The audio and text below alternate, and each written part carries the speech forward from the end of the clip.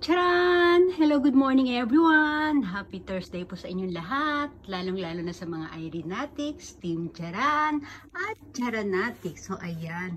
Ipapakita ko lang sa inyo yung aking mga tasa dito sa second floor or dito sa kwarto namin. Ayan, bagong gawa po yan ng asawa ko. Pinasadya po yan, yung sabitan na yan, para sa aking mga Charan tasa. Ayan. Nasa likod ng projector namin yan. Ayan. Ito yung mga feeding bottle ni Kane. Ayan, di pa ako nakapaghugas ng iba. Ayun sa taas mga picture namin, kami. Tapos kami mag-asawa, ayan, habang buntis pa ako. Tapos yung mga monthly pictures ni Kane, mula 1 month hanggang 12 months. Ayan. Yan lang po muna may ipapakita ko. Hindi ko pa may ipakita yung mga tasa ko sa baba. Wala, hindi pa maayos yung mga lagayan ko dun. Pero, yan, konti pa lang yan. Diba? Tadaan! Ano bang itsura niya pagka yung siya, naka-open siya ng buo? Ayan. Dapat, yan, nilagayan dapat ng TV maliit yan sa, sa likod na yan. Pero ginawa namin lagayan ng mga laruan ni Kane.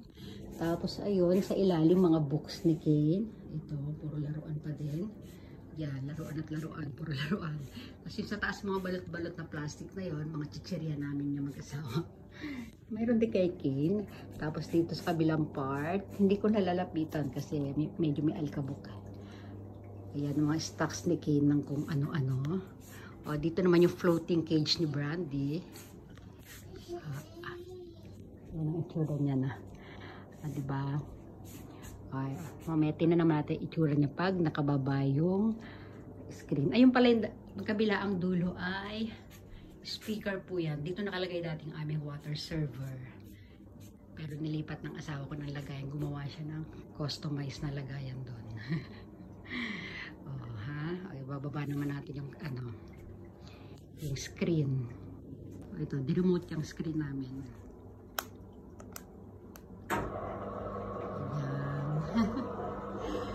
Itsura niya.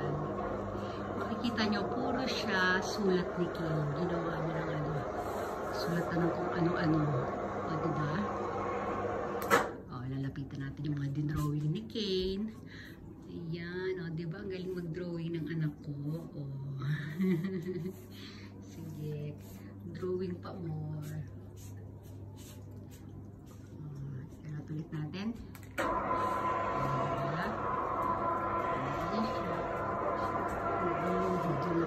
Kami mag-movie marathon.